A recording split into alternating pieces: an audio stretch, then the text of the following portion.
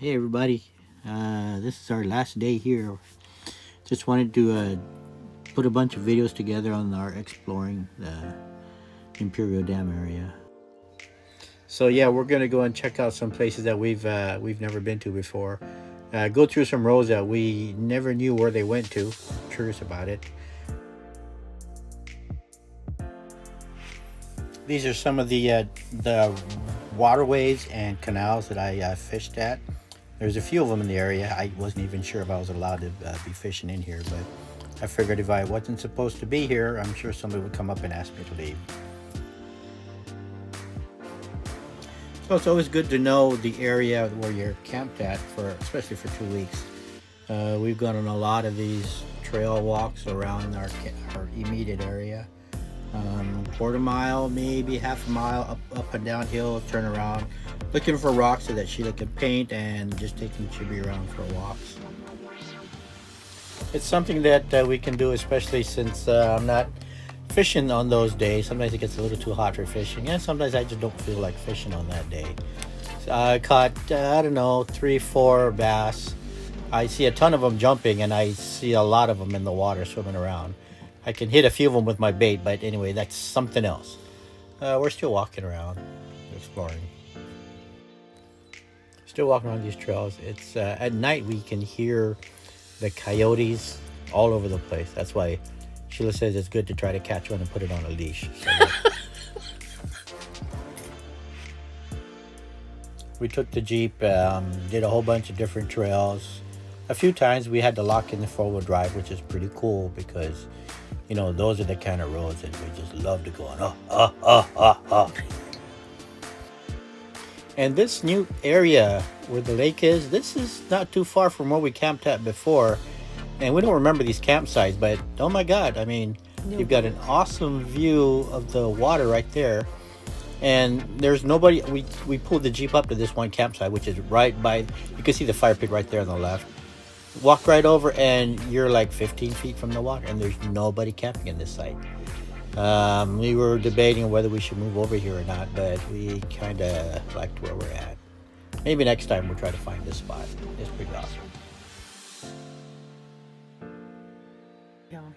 So we left the lake and we're climbing away from the water area. We're going up a hill and coming into another road that we've never been to before, but curious as to where it would take us to.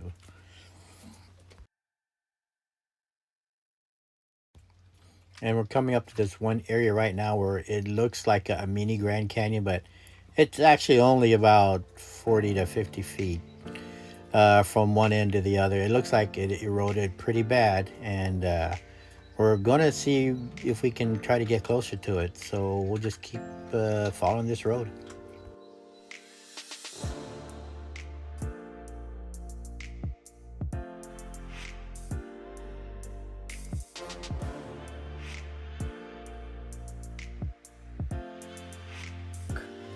We're at the bottom of the canyon right now, and like I said before, it is not close up. It's actually more like 100 feet from one end of the ravine to the other end, and we're driving right through the bottom area of it.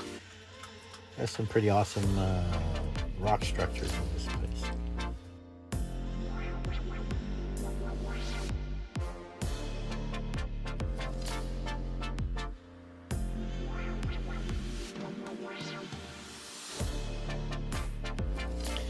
This is one of the many different times that we cooked outside. I don't know.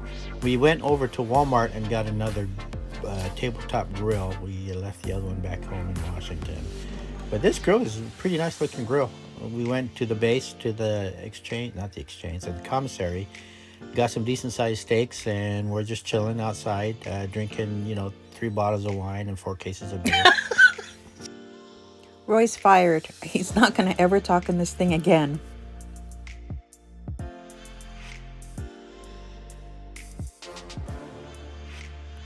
Since we're not the only ones at these campsites, there are other people before us, and you can see little cool dinosaur rock formations and stuff that other people have left behind. That's just one of the cool things we see when we're walking around all these trails. Who knows what you might see when we go camping in different areas. We actually found a park right near the dam that actually has green grass. We sound excited about it because green grass in the desert, it's pretty cool, man. But we're right near the dam. There's a little park here, and actually there's a sign at the entrance of this green grass park that says you're allowed to camp here for no more than 3 days. I mean, you're basically parking in the parking lot and camping there for 3 days, but still, that's pretty cool. Chibi loved it. We took her here a few times, and unfortunately, we're not able to just take her off the leash.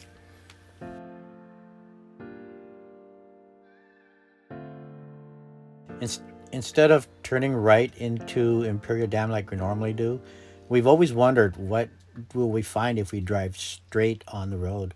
You know, kind of like they say in Game of Thrones, nobody ever goes west of Westeros. Well, when we went straight, instead of turning right into Imperial Dam, look what we came across. It's just thousands and thousands of date trees. I guess there's dozens and dozens of plantations here that just grow dates. This building on the left, there's a few of them. We wanted to go in and see what they had in there. It said something about dates and fruit areas, but they were closed for the day, so we couldn't go in. Thanks for hanging out with us, everybody.